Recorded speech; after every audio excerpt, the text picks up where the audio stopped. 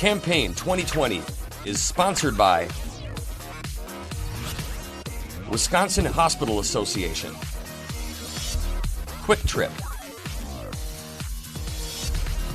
Wisconsin Counties Association, Wisconsin Realtors Association, and Wisconsin Operating Engineers Local 139.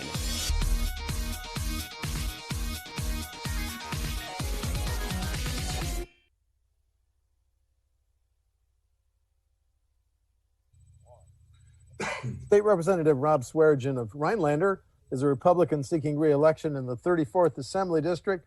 Rob, welcome back to WisconsinEye. Thank you very much for the invitation, Steve. Always a pleasure to be on the eye. Thank you very much. The governor made news yesterday. He extended the statewide mask edict till November 21. What's your reaction, sir?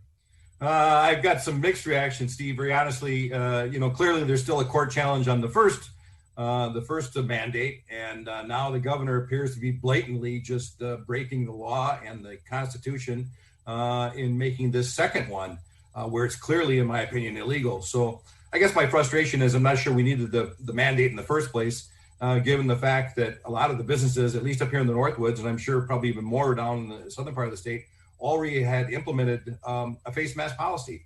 So, the local sporting goods store, if that's their policy, you got to wear a mask. Menards, Walmart, Home Depot, all these places, if that's their policy, you got to wear a mask. And I expect that'll continue even after and when the mask mandate expires. Hey, elaborate on how has Northwoods, 34th Assembly District, been affected by the pandemic, sir? Well, it's interesting because, obviously I'm in the hospitality business. I can tell you overall, once we were allowed to reopen again after the closure, in my particular business, July and August actually were pretty good. Maybe not quite up to the numbers where they should have been in previous years, but clearly there are people up here in the Northwoods. I would argue they are practicing, social distancing, and some are wearing a mask, some are not. Clearly I run an eating and drinking establishment, so it's difficult to do that while you're wearing a mask. But people are respective of other people's kind of private space. It's been working okay. We're not seeing anywhere near the numbers in the Northwoods that they're seeing across other parts of the state. Okay, let's keep talking about the pandemic a bit. You're a veteran legislator. Let's say, I'm going to make up a number. If we don't collect $1 billion in state tax collections because of the pandemic, and I make up that number, you're reelected. How would you make up that shortfall in the next state budget? Well, that's the billion-dollar question, I guess. If we look at it, clearly this is not the time to be raising taxes, especially on the hardworking families, certainly in my district. So I'd be looking towards government spending. I know that the governor offered a 5% cut across the board to all of his departments. I think it ended up being around 2% realistically. And of that, unfortunately, the UW system took the biggest hit in that proposal. But I'll be interesting to see when the process starts after the governor unveils his new budget come January. Once the legislature sees it, and of course makes it to the joint finance process, it'll be interesting to see where it ends up. I am fearful, I will say, of the schools. We did a pretty good investment in schools in the current budget cycle. And I'm worried that, especially in my case, rural schools and schools in general could take a hit. But those are the cards we're dealt right now. Well, as we see hospitals nationally and in Wisconsin, of course, treat COVID-19 patients, and we just have a record 500 hospitalized in Wisconsin with COVID. Do hospitals, in the next budget, do hospitals need a greater priority than they may have in the current budget, Rob? So I have a great relationship with the Wisconsin Hospital Association, and I've always looked out from a rural legislator's perspective. I know the last budget cycle, I think we upped them, about $150 million. And so they continue to be a priority. In my case, rural hospitals always are challenged in trying to get staff in terms of doctors and professionals. And rural hospitals play a real big part in the economy of the Northwoods. So when people move to the Northwoods, they want to make sure they have good health care. They want to make sure they have good education, and they want to make sure there's manufacturing and there's other things to do. Fortunately, Mother Nature provides the entertainment up here, but hospitals are certainly integral when it comes to the whole Northwoods picture. And so they must remain a priority, keeping in mind that, dish payments were in the last cycle. So I think they're always on the front burner. Well, when Democrats say, hey, let's expand Medicaid, that would help hospitals. Are you any closer to considering that expansion? No, I always equate Medicaid expansion with welfare in some cases. So I know that's a typical Democratic talking point, but the reality is by the time the providers and the others get their hand on that money, the end result is the trickle down doesn't really cover as much as everybody thinks it's going to. I think the state is going to be looking at a potential re-estimation. I think they were talking about $300 million the last time it was estimated. That's what the Democrats always talk about. I don't know if that's realistic anymore. I think we'll probably take a better look at that once we get into the next budget cycle. Representative Board and Senator Kappinga, they just dropped a bill that said if your organization has complied with COVID-19 protocols to protect patients, customers, and employees, you couldn't be sued over COVID-19. Could you vote for that bill? Not only would I vote for it, Steve, I'm on it. You're on it, okay. Yep. I signed on to that bill, and I mean, it makes common sense to me that the last thing an employer needs to be worried about is a potential lawsuit from an attorney somewhere, citing that they didn't care about their customers or employees for that matter. So that's the last thing we need to be worried about as businesses are trying to ramp up, get back to whatever the new normal might be moving forward. But yeah, certainly I signed on the bill. I think it's a good idea. Okay. What's your response to the governor's idea for a People's Maps Commission to draw the next congressional legislative district lines, forward those lines to the legislature to be enacted? This is another one of the blatant disregards for the Wisconsin Constitution that the governor continues to have. It's pretty obvious in the Constitution that says the legislature draws the maps every 10 years. The other problem I have with his proposal is he calls it bipartisan. And I looked at the makeup of the MAP Commission, and it's certainly not bipartisan. It's very partisan. And I would also argue that everybody is partisan. So I'm not sure that a Democratic governor or a Republican governor, for that matter, can appoint a commission that isn't going to be partisan in some way. So I think it's flawed on its face just from that aspect. I think what you'll see happen is the legislature will draw these maps. The governor will turn them down. And eventually I think the courts will get involved, which is unfortunate. Because even in the last map cycle, there was really only one challenge in Milwaukee, which was later fixed. So ultimately, I think that the governor's People's Maps Commission is somewhat of a smokescreen for that topic. Rob, we've all watched the debate over policing reform play out over the last 4 to 5 months. And it's even on our front door in Kenosha. The speaker's going to form a task force. The governor's got 9 bills. Senator Van Wongaard's got 7 or 8. The Black Caucus has got its bills. Here's my question. Is there any 1 or 2 policing reforms you think must be enacted into law? So I don't have a specific answer, Steve. I know about the no chokeholds. I guess that my frustration lies that the fact that the governor used the Kenosha problem to kind of further this agenda of these bills that he proposed, several months ago. I fully support Speaker Voss's efforts on the task force, along with Jim Steineke and Representative Stubbs, co-chairing that effort. So I'm anxious to see what we can look at. Senator Wangaard's bills, the governor's bills. Excuse me. I've talked to my law enforcement, my sheriffs up here in the Northwoods. They say they do all these things already anyway. So maybe we can look at some of the governor's stuff. I'm not saying it's all bad, but I'd like to incorporate potentially what Senator Wangaard has, and I'm anxious to see what comes out of the task force. I'm hoping we can coalesce around something that can move the whole topic forward.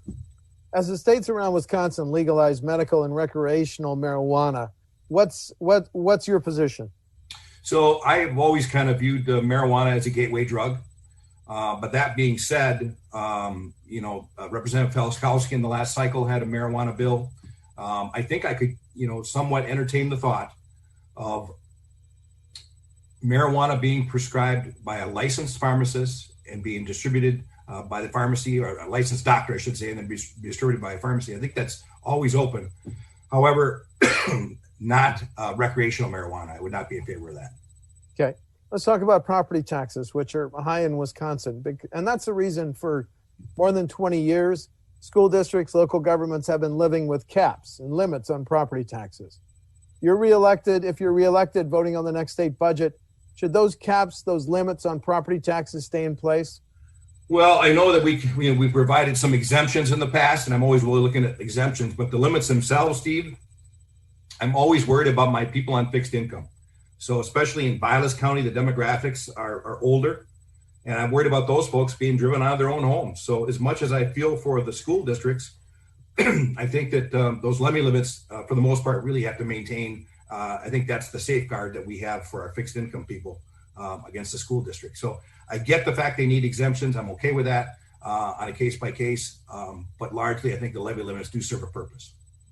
When leaders of cities, villages, and towns say, hey, we could reduce our reliance on property tax if you gave us new revenue options.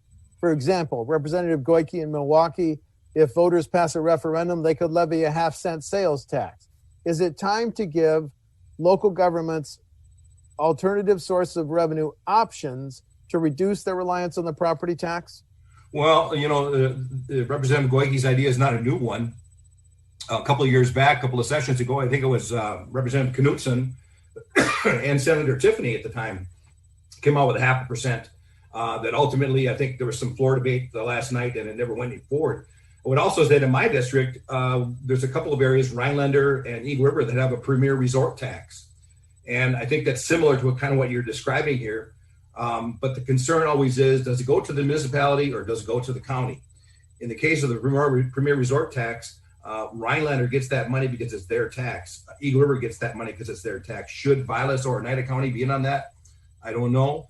But I'm not saying that we shouldn't have, that talk, because in the case of the premier resort tax, the money is actually allocated strictly for infrastructure. So roads and curbing and gutters and that thing. I think because the influx of tourists in these areas, kind of tears up the infrastructure. So I'm open to that discussion. The gas tax is 30.9 cents a gallon, as you know. Governor Evers wanted to raise it last year to stabilize how we pay for highways and bridges. Are you closer to being able to support a gas tax increase? Well, I do kind of break a little bit from the caucus on this one. When that whole discussion came up, the last budget cycle, I heard from a lot of people in my area that we're okay with a nickel. I don't know if I could go a dime. I'm not sure that a nickel would, make the biggest impact that we need for transportation budget. But I would certainly entertain at least a nickel. And then, of course, we did raise the fee on hybrid vehicles because clearly vehicles are getting much more fuel efficient, but they're still using the highway. So the gas tax offsets that usage of the highway. So I would seriously entertain a nickel gas tax. However, we'll see where that discussion goes. What about the proposal that says if a school district or local government wants to approve a major public works project, they should have to give a preference to Wisconsin businesses? Your position? So to me, there's a bit of common sense here, but we don't need a statute for it, Steve. I don't think it needs to be into law. So it would seem to me that if my school district is going to do something in Oneida County, I certainly would hope that they would look to the locals first. And if the local bid is a little bit high, maybe they would look to another contractor in the state before they go out of the state. But I don't think that needs to be in statute. And clearly the bid process is competitive. So I hope that the common sense from these districts would tell you that they should be looking local first. If you're reelected, what's the first bill you're going to sponsor next session? Well, I tell you what, we're going to need some relief for small business. I was really happy with how the Wisconsin Economic Development Corporation kind of jumped in with how to get businesses kind of jump-started, get them ready to go. I thought that the all-in grant was a great idea, even though it was only, the $2,500. I thought that was a good start. But we're going to need to jumpstart some of these small businesses, especially in tourism and hospitality. Look at the National Restaurant Association, as well as restaurants here in Wisconsin, taverns, supper clubs, whatever the case may be. They're struggling right now. And the longer this pandemic goes on, the longer the mask ordinance mandate goes on, these people are going to need some help. And I know there's discussions on the federal level, so I would like to see that move down to the state level as well. Well, last question, differences between you and your opponent on November 3. Oh, wow. So here's what I know. He's from basically I think the Wisconsin Rapids or Stevens Point area. He is a Harvard graduate. He is an opera singer. And he's owned a brew pub in the Monaco area for 5 or 6 years, which tells me he's somewhat of an elitist. And I don't think that a Harvard opera singer is a great representation for the Northwoods in Wisconsin. So I would just say that I am reapplying again to the voters of the 34th Assembly District to once again be their representative. I'm a hometown boy. I graduated high school right here in Rhinelander. I got married right here in Rhinelander to another Rhinelander girl, and I raised 2 kids, put them right through our K-12 school system. And I'm happy to see both of them now have got fiancés, and they're settling down in Rhinelander. So I think I'm a little more in touch with the whole community and the whole 34th Assembly District than my opponent. State Representative Rob Swearingen of Rhinelander is a Republican seeking re-election in the 34th Assembly District. The election is November 3rd. Rob, thanks for talking to WisconsinEye. Steve, always a pleasure. Have a great weekend. You too. Thank you, sir. Campaign 2020 is sponsored by Wisconsin Hospital Association, Quick Trip, Wisconsin Counties Association, Wisconsin Realtors Association, and Wisconsin Operating Engineers Local 139.